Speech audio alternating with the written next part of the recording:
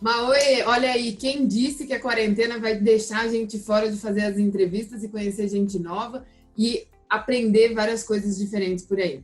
Hoje a gente está com o Hugo Fernandes. Eu conheci o Hugo em 2015. Ele foi um aluno meu em um curso de Data Mining, onde a gente discutia as técnicas e hoje agora mudou um pouco o nome, né? Virou mais famosinho falar Machine Learning, Inteligência Artificial. E nesse momento a gente se conheceu, o Hugo era um aluno brilhante, já brilhava ali, já chamava atenção, e a gente manteve um relacionamento, uma amizade, até que ele decidiu mudar de país. Hoje está morando em Sydney, então mais um benefício aí do corona, né, da gente poder fazer entrevista online. Hugo, eu queria te agradecer muito seu tempo, sua disposição em estar aqui com a gente, muito obrigada. A gente sabe que a diferença é brutal no horário, então só para vocês terem uma noção, aqui são 11 horas da noite, ele está lá perto de meio-dia aí. Isso, é meio-dia, uma da tarde aqui, não. Ó, 1 da tarde já, então ele tá ali no horário do almoço, pra gente batendo esse papo para fazer essa entrevista. E Hugo, para a gente começar, eu queria muito que você me explicasse, quando você estava aqui em São Paulo, eu lembro que quando você era meu aluno, você já trabalhava num grande varejista. E logo na sequência que você terminou o curso, eu tive contato com você também, quando eu representava uma empresa de software, e fui lá te atender, e a gente teve de novo aí uma relação muito mais de trabalho agora, e não mais de professor e aluno. E eu queria entender, o que você fazia aqui antes de ir embora? Qual era a sua responsabilidade nesse grande varejista? O que você cuidava? Bom dia e boa noite, né, para você aí. Primeiro, eu só queria avisar que, assim, se saiu inglês no meio aí, é porque eu tô o dia inteiro falando inglês aqui, então, às vezes é difícil trocar, né, fazer a troca entre português e inglês. Eu não sou tão bom ainda no inglês para trocar. Então, assim, voltando para a sua pergunta, eu tenho trabalhado com Analytics, Digital Analytics e personalização nos últimos 10 anos, quase. Comecei em 2011, então, na verdade, são 9 anos. E no Brasil, quando eu te conheci, quando, né, eu era aluno, eu trabalhava para um grande varejista, eu era coordenador da área de dados, né? Então, naquela época, esse varejista, ele tinha planos para lançar um e-commerce, né? E aí eu fui contratado para liderar a área de dados. Então, quando eu digo liderar a área de dados, desde a parte de entendimento de qual solução a gente iria utilizar, né? Até qual metodologia de dados, né? Qual informação a gente está pensando em capturar do cliente, como a gente vai usar essa informação em todos os departamentos da empresa. Então, eu tive 3 momentos, né? Assim, eu posso dizer que eram 2 momentos nessa empresa. O primeiro foi antes do e-commerce ser lançado, onde a gente principalmente trabalhava desenhando qual que vai ser a estratégia de dados em relação ao cliente, e aí entendendo também, né, trabalhando em relação a soluções. Então, como a gente vai implementar essas soluções, quais soluções vão ser implementadas, né, que a gente chama de software selection, que é qual que é o ideal parceiro para a gente baseado, né, na nossa estratégia, né, nos nossos requerimentos de negócio. E aí, um segundo momento foi trabalhando com a parte de análise de dados, né? Uma hora que o e-commerce ele estava em produção, o nosso trabalho era prover, né, dados e insights para todos os departamentos da empresa, né? Então, genial, era um trabalho em que você realmente atuava com a ciência de dados de ponta a ponta, e o mais divertido, pelo que eu entendi aí, é que você teve que criar tudo isso, porque não existiu o e-commerce, né? Então, você que teve as preocupações do que precisava ser coletado, de qual seria um racional para utilizar aquilo ali. E aí você comentou muito que ficou nessa parte, inclusive, de responsabilidade de entrevistar empresas de software para saber qual era a ferramenta que vocês comprariam. E aí eu queria entender, era você, depois que comprou tudo isso, era seu time que implementava tudo isso que vocês adquiriram? Então, o meu time, ele era responsável por criar todos os requerimentos de negócio, né? Toda a parte de design de solução, mas a gente trabalhava com parceiros para entregar essas soluções, né? Para implementar essas soluções. Então, a gente tinha entre 2 ou 3 parceiros, né? Só o meu time, né? O e-commerce tinha uma variedade de parceiros, né? Alguns até de fora do país, né, trabalhando junto para entregar, né? A gente é bem, como a gente sempre fala, assim, quando você trabalhar com analytics, geralmente você tem um time muito reduzido, né? Então é sempre o eu keep primeiro, aí vem o seu segundo eu keep, aí você tem 3 pessoas e esse é seu time, né? E eu acho que esse é o começo para qualquer pessoa que trabalha com dados. E o nosso trabalho era, no primeiro momento, né, investigar, fazer toda a parte de negócio e aí ter esses parceiros trabalhando com a gente, porque principalmente, a gente não consegue fazer nada sozinho, né? Isso eu acho super importante colocar, porque muitas empresas, elas acreditam que elas vão fazer tudo de ponta a ponta sozinho. E, na verdade, o que eu entendo é que não, nós somos um time grande, inclusive, de parceiros, porque é muito difícil você fazer sozinho. Então, você vai precisar de uma empresa de software, talvez você precise de uma ajuda na implementação, e talvez você precise de braços, inclusive, para execução. No caso, os seus parceiros, eles te ajudavam também nessa parte de execução? Sim, eu tinha 2 parceiros. Eu tinha um que era, assim, totalmente focado no técnico, né? No técnico. Então, ele era o mão na massa, né? Toda a parte de desenvolvimento das ferramentas de Analytics, né? De Web Analytics, eles que eram responsáveis por essa ferramenta.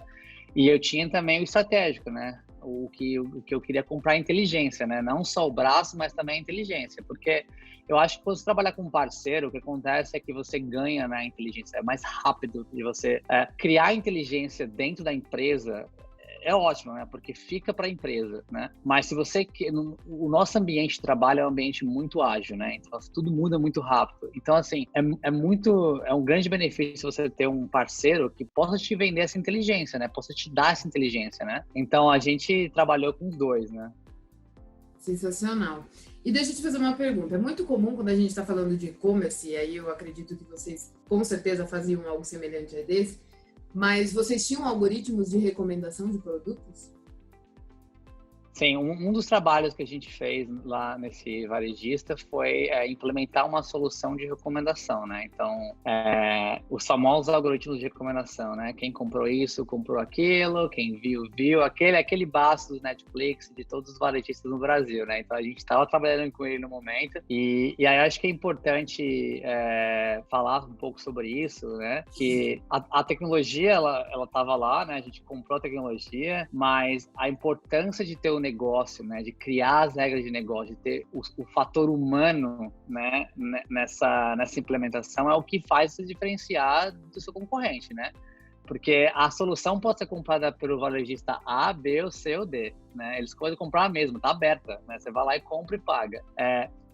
A performance, né? Como você faz isso, como você entrega a melhor experiência para o seu usuário, o melhor algoritmo de recomendação, a melhor experiência, é o fator humano, né? Entender o negócio muito bem, entender a jornada do seu consumidor, entregar o algoritmo no momento certo, né?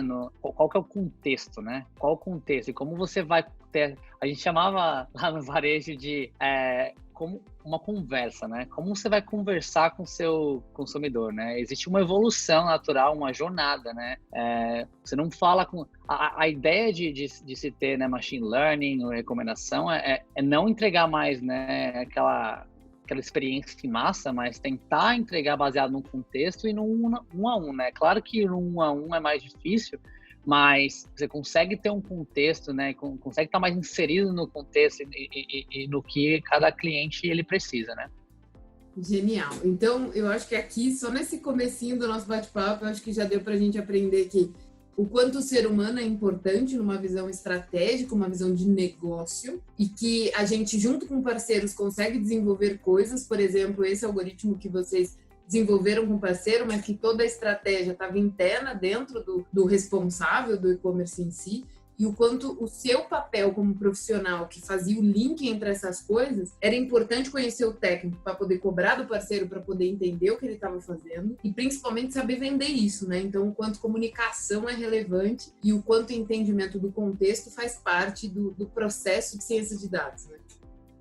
Totalmente, até porque você tem que explicar isso para um diretor, né? Ele não quer saber quantos algoritmos, se você está usando K-means, ou seja lá o que você está usando de algoritmo para... Ele não quer saber isso, ele quer saber, assim, qual que é o contexto, como isso melhora a experiência e quanto dinheiro vai trazer para a gente, né? Então, acho que essa é uma parte fundamental do Machine Learning, Data Science, seja lá o que chama, né, hoje. Que é a comunicação, né? Pensando nisso, eu queria muito entender o que você faz. Você fala para mim que trabalha com digital. O que é isso? Como que você explica isso para um leigo, uma pessoa que está assistindo a gente? Qual é o seu foco? Qual é a sua missão? Qual é o seu trabalho? Então, assim, eu vou tentar explicar do jeito mais simples possível, né? Vamos dividir em dois mundos, né? Tem um mundo físico, né? Onde você vai lá no supermercado, compra, né, chocolate, passa no caixa e vai embora, né? Esse é o mundo físico, né? Então, e o mundo digital, que é o site, o app, tudo onde você tem uma interação digital, né? Então, acho que é bem óbvio isso, mas o meu trabalho tudo que você faz no mundo digital, eu acho que, desculpa te falar isso, mas pode ser traqueado, né? Eu posso, uma vez que você está no meu site, eu consigo entender o seu comportamento. Então, vamos falar do site da Dri, né? Vamos falar do ASN Rocks, né? Vamos dizer que você acessou o site da Dri e você foi lá, se inscreveu num curso, ou pelo menos olhou um curso, fez a loja de um PDF, né? O meu trabalho, no primeiro momento, né, entender o negócio, entender quais são os objetivos de negócio para esse canal, né? Porque o digital é um canal, né? Então, assim, entender quais são os requerimentos de negócio ali, o que a gente precisa fazer para definir o que é sucesso, né? Definir o que é sucesso para a Dri, né? Então, vamos dizer que se inscrever num curso para a Dri é o que a gente chama de uma conversão, né? Um sucesso. Então, o meu trabalho primeiro é entender todo esse contexto de negócio, os seus canais digitais, né? E aí, qual tipo de informação a gente pode capturar, né? A gente pode traquear, taguear nesse ambiente, né? E aí, quando a gente fala em ambiente, a gente está falando do app, né? As suas interações com o app, você precisa ter um app. A gente está falando de um totem que está lá na loja, né? A distância entre o digital e o físico, hoje em dia, está cada vez mais curta, né? Você vê uma tendência mundial de integração entre o físico e o digital, né? Então, e usando o digital para traquear o físico, né? Você vê a Amazon trabalhando com isso, né? E vários outros varejistas e empresas, né? Então, assim, hoje em dia você vê tanto modelo de negócio digital, né? Se você pensa em Uber, se você pensa em iFood, todas essas empresas, elas todas têm um modelo de digital, né? É tudo feito pelo app, pelo site. Então, o meu trabalho é entender como as pessoas usam essas né, tipo de interface, né? E aí, quais canais que elas estão vendo. Então, assim, se a gente está falando sobre o site da Dri, por onde você encontrou esse site, né? Você está vendo pelo Google, você está vendo pelo Facebook, você veio pelo LinkedIn, você veio direto, um e-mail. Então, entender quais são, né, qual é a performance de cada um desses canais. Então, o meu trabalho é, principalmente, ter esse tracking, né, ter esse tagueamento, e aí depois, uma vez que eu tenho esse dado coletado, entregar recomendações, ter insights, né, criar insights, né, ter insights em relação a esses dados. Então, assim, vou dar um exemplo bem simples, que eu acho que é bem simples de entender. Imagina que você está no e-commerce, colocou um produto no carrinho, passou para o pagamento. Antes do pagamento, pediram para você fazer um cadastro. O cadastro é enorme, né? E aí você abandona o site, porque ninguém quer fazer um cadastro com 20 perguntas. Preguiça, né? Não dá. O meu trabalho é entender exatamente onde as pessoas estão deixando o site, né? Se eu entendo que quando você chega no cadastro, você abandona o site, aí o que eu digo de implementar a solução que pode me dar esse dado, mas depois olhar esse dado e entregar análises olha, 30% dos seus usuários estão abandonando o funil na página de registro, né? Então vamos mudar essa página, vamos trabalhar, né? Vamos tentar aí trabalhar com o time de UX, trabalhar com o time de site, e tentar entregar uma melhor experiência para o usuário, né? E aí, potencialmente, trazer, né, resultados financeiros, né? Porque acho que no final do dia, se a empresa quer dos dados, é dinheiro, é retorno no investimento, né? Ela tem que pagar o seu salário de todos os outros, né? Então, a ferramenta não é barata, né? Então, agora para mim fica bem claro qual é a sua responsabilidade e fica muito explícito para mim o quanto o dado é importante para que você faça o seu trabalho. Porque você não consegue tomar uma decisão sem estar pautado em dados. Seu achismo não vale nada no mundo digital, onde a gente está falando de pessoas que têm comportamentos muito diferentes do seu como indivíduo. Então, eu acho que agora ficou bem claro que digital, na verdade, tem um esforço muito grande em cima de dados para conseguir orientar nessas decisões. E agora fica bem claro quando ciência de dados consegue te dar de capacidade. Então, no momento que a gente se conheceu lá no curso, eu entendo que esse curso deve ter agregado muito aí na sua carreira para você desempenhar ainda melhor tudo que você já fazia antes até do curso. E eu lembro bem que quando a gente se conheceu em 2015, 3 anos depois, 2 anos depois você foi embora, né? Que em 2017 você resolveu ir aí para a Austrália, tá em Sydney já há 3 anos. E por que você foi embora? Você estava num cargo muito bom, estava sendo reconhecido, estava criando um filhinho, falou, não, eu vou parar tudo e eu vou embora para a Austrália. O que te fez tomar essa decisão? Por que você fez isso? Acho que eu vou dividir isso em 3 principais pontos, né? O principal ponto, o primeiro ponto é que quando eu trabalhava nesse grande varejista, eu tinha muita interação com pessoas de fora, né? Então eu precisava de inglês, eu não tinha um inglês muito bom, então eu sentia que eu estava perdendo muita oportunidade no Brasil, inclusive, em relação a não ter um inglês. Então esse foi um dos primeiros pontos que me deu, assim, o primeiro, né, aquela faísca, né? Acho que eu deveria mudar para fora, né? O segundo era, eu queria entender o mercado lá fora, né? Eu queria ter uma experiência internacional e trabalhar. Eu acho que, assim, como todo mundo, né? Acho que a gente tem aquela síndrome do vira-lata, né? A gente acha que todo mundo é melhor que a gente, né? A gente acha que os Estados Unidos, né, tá na frente, que a Austrália, que todos os países do primeiro mundo é melhor que o brasileiro, né? A gente acha que o que a gente está fazendo no Brasil não é o que está sendo feito lá fora. Então, eu queria realmente entender também essa questão, né? Se o jeito que eles trabalham aqui, o que eles fazem aqui, se é tão avançado assim, que a gente não faz no Brasil, e se eles, né, estão tão na frente assim do brasileiro. Então esse foi e aí ter uma experiência internacional é algo que sempre eu tive um sonho, né? Eu sempre tive esse sonho de ter uma experiência internacional. Beleza, você foi embora, tá atingindo seus objetivos aí, entendo que tudo que te levou aí você tá conseguindo executar com excelência, mas qual que é seu papel hoje? Qual que é seu cargo? O que você atua aí? É a mesma coisa que você fazia aqui? Hoje eu trabalho na mesma área, né? Ainda Analytics, para o que a gente chama de Digital Analytics, né? Que é Analytics para o mundo digital. Mas hoje o meu escopo é um pouco maior, né? Eu não trabalho mais no dia a dia fazendo análises e implementação, né? Hoje eu trabalho com a parte de consultoria, né? Então a gente tem alguns projetos de transformação digital, onde eu entro no cliente, né? Eu estou inserido no contexto do cliente e aí eu preciso entender mais do que a tecnologia, né? Então não só que solução você tem ou que tipo de dados você tem, mas também assim se você tem as pessoas, né, necessárias para atingir, né, o retorno de investimento sobre as sobre suas iniciativas de dados, se a sua organização, ela né, os seus executivos estão, né, a gente chama lá boring, né, comprados para a parte de dados, né, eles são data-driven, né, a gente tem aqui 2 approaches, né? Um approach é o up-down e bottom-up, né? Bottom-up é quando você começa do analista e depois vai lá pro executivo, né? E geralmente, quando isso acontece, você vê, né, o analytics muito em silos, né? Que a gente chama, né? Em silos. Então, fica aquela ilha, né? Aquele 3, 4 pessoas entregando relatório para todo mundo e ninguém usando para nada, né? Então, nosso trabalho é ir lá um pouco para cima, começar a conversar com os executivos, entender o que eles querem, né? Entender como eles enxergam essa oportunidade, trazer eles um pouco mais para comprar um pouco a ideia de tomar decisões baseadas em dados, né? E a outra questão é processo. Você tem os processos no lugar, né? Você tem os processos certos para tomar decisão rápida, né? Como que você define o que é uma conversão, né? Como que você define o tipo de variável você vai começar a capturar, né?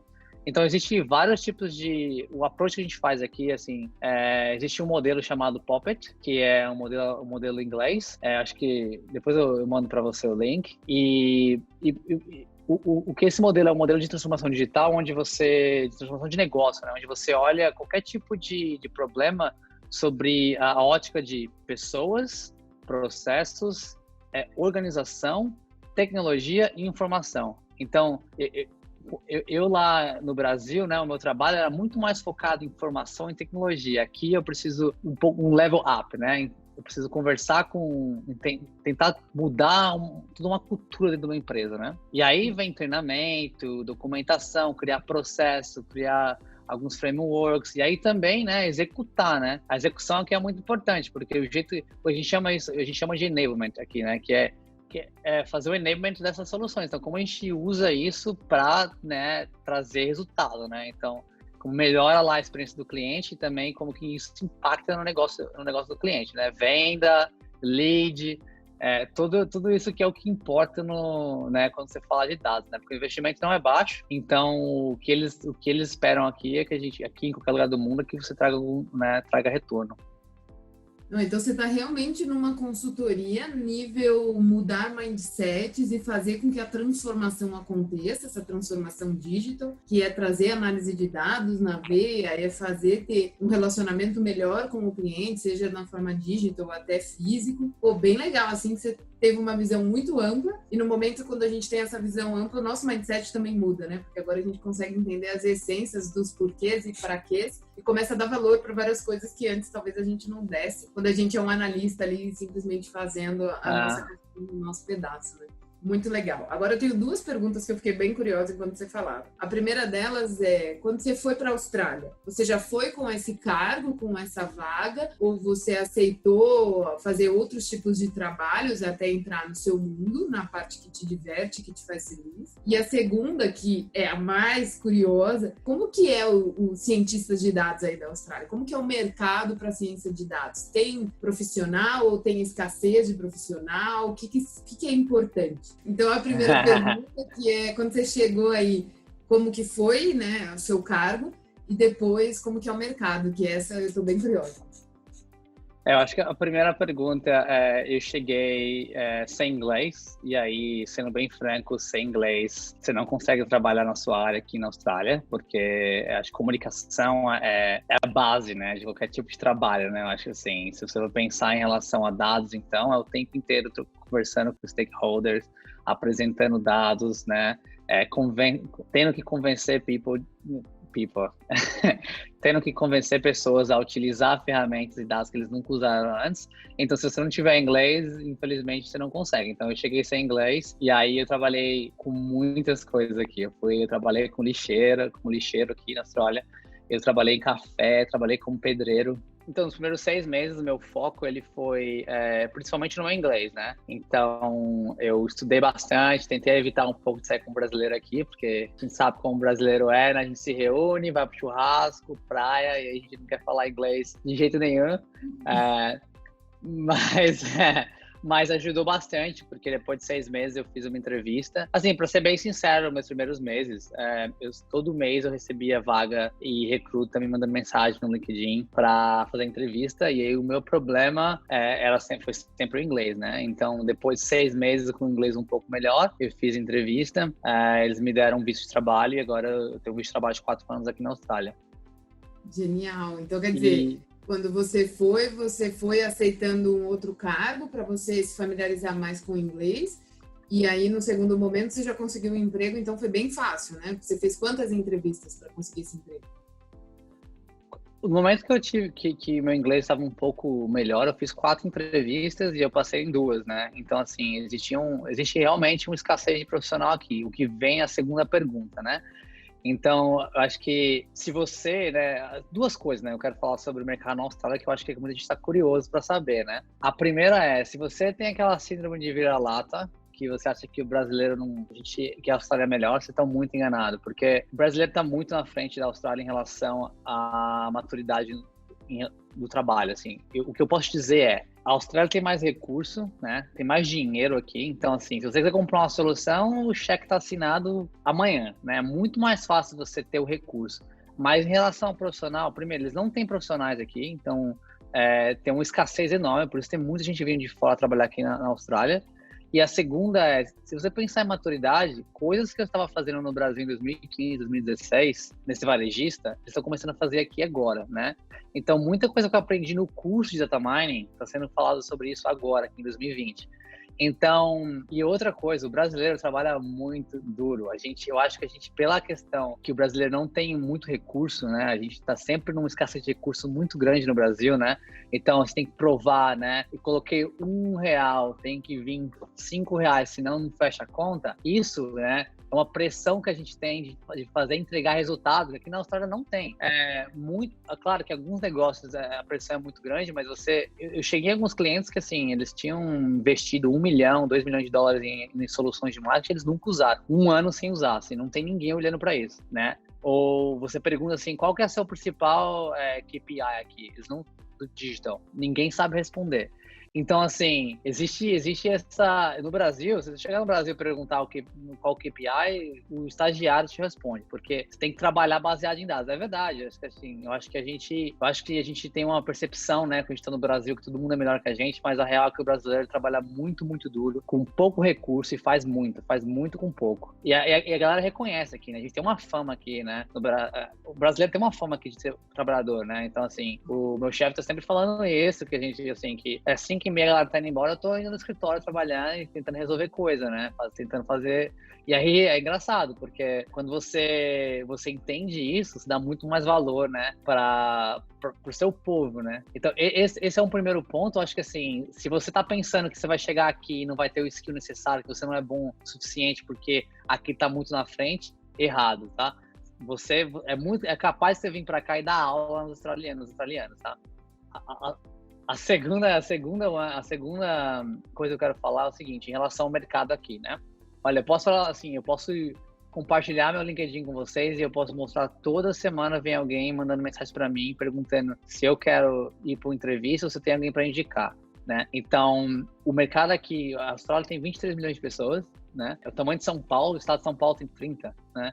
E aí, se você pensar que tem 23 milhões de pessoas, você tem todos os setores da indústria, né? Então, você tem médico, enfermeiro, taxista, todo tipo diferente de pessoas. E aí, para achar agente de dados, é tipo agulha no palheiro, né? Agora, a gente tem muita gente, claro, se capacitando, né? Porque tem uma tendência falando sobre dados, mas existe muita oportunidade aqui. Então, assim, até se você é interessado em vir para a Austrália, que mora fora, e trabalhar com dados, então, se você tiver inglês, você tá feito. Adri, você arruma um emprego aqui em 2 minutos.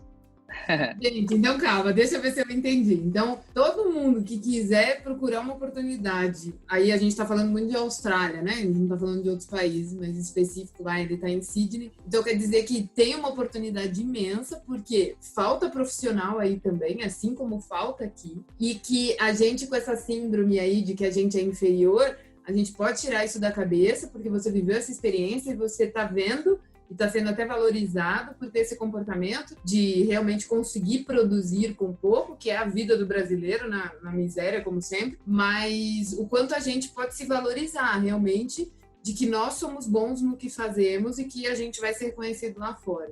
Cara, genial, fiquei empolgadíssima. Eu não tenho intenção de sair agora do país, mas quem sabe no futuro. Mas achei sensacional. E aí, para fechar, eu sempre faço a mesma pergunta para todo mundo que eu entrevisto, que é que dica você daria para uma pessoa que está iniciando na área de ciência de dados? Só que, dado esse nosso bate-papo, eu quero mudar essa pergunta. É que dica você daria para uma pessoa que tem a intenção de ir embora do país, que seja para passar um período, assim como foi a sua intenção no início? Eu não sei se agora a sua intenção é voltar ou não, mas qual é a dica que você daria para uma pessoa que quer trabalhar com ciência de dados e tem a intenção de migrar de país? Acho que eu tenho algumas dicas, eu vou dar pelo menos 2, 3 dicas em relação a isso, né? E em relação ao seu último comentário, em relação ao síndrome do cachorro, né? Síndrome do vira-lata, né? O brasileiro precisa ser estudado mesmo, que a gente resolve muita coisa com pouco, né? Acho que isso é incrível. E aí, o que eu vou te dar de dica, se você quiser vir para a Austrália, se tiver, né, um pensamento de vir para a Austrália, você pode até mais falar no LinkedIn, se você quiser, para ter algumas mais dicas sobre isso. O link, pessoal, tá aqui embaixo nos comentários, ele tá lá marcado, então vocês podem adicionar à vontade. Mas a primeira é inglês, né? Não tem como você trabalhar aqui sem inglês, né? Você não vai achar emprego na área se você não tiver inglês, né, fluente. E o fluente que eu digo não é aquele inglês, assim, nossa, ser nativo, tá? É o inglês que você possa se comunicar. Eu, com 6 meses de inglês, eu consegui um emprego aqui. E claro que eu sofri muito no começo, né? Não entendia o que as pessoas falavam, ia pra reunião, ficava lá fingindo que eu tava entendendo, dando risada. Mas, as piadas foi bem traumático, mas depois, assim, você começa a aprender com o tempo, você vai pegando, tá? Mas o inglês é fundamental, esse é o primeiro ponto. O segundo ponto que eu até conversei com alguns amigos meus em relação a isso alguns dias atrás, quanto mais especialista você for, melhor, tá? Então, se você tiver alguma especialidade em relação a, eu sei Python, trabalho com Python, trabalho com R, SQL, tenho especialidade em Adobe Analytics, em Google Analytics. Quanto mais especialidades você tiver, melhor para a Austrália, porque a Austrália, em relação à imigração, o que eles procuram, o que eles chamam de High Skill Visa, né? O que são pessoas que têm especialidades, porque se você for generalista, né? Eles podem pegar um australiano e treinar do mesmo jeito, né? E aí eles vão dar uma preferência para o australiano do que para o estrangeiro, isso é com certeza. Mas se você tem... E assim, a maioria das pessoas que trabalham na área que a gente trabalha são especialistas, né? Se você trabalhar modelando dados, você é especialista, né? E aí, quanto mais você estuda e se especializa nesse tipo de tecnologia, mais chance tem de arrumar emprego aqui. Então, se você entende, trabalhar com Big Data e você entende todos os frameworks de Big Data, você tá tranquilo aqui. Se você trabalhar com Machine Learning e você entende de Python, R, ou se você trabalhar com ferramentas tipo Google Analytics, Adobe Analytics, esse tipo de coisa que vai te dar um emprego aqui mais fácil. É claro que você consegue se você for um pouco mais generalista, mas quanto mais especialista você for, melhor você vai, maior sua chance aqui na Austrália. Genial. Cara, achei incrível. Eu queria te agradecer muito pelo seu tempo. Abrir aí, então, para a galera, pessoal, quem tiver interesse de mudar de país, vejam que a gente tem uma síndrome, mas que, na real, lá em outros lugares, talvez tenha também o mesmo déficit que a gente tem aqui, às vezes pode ser até pior, que nem ele comentou que lá falta muito profissional. Quanto mais especialista, e aí leia-se bem o que ele disse, que ele falou o quê? Estudar.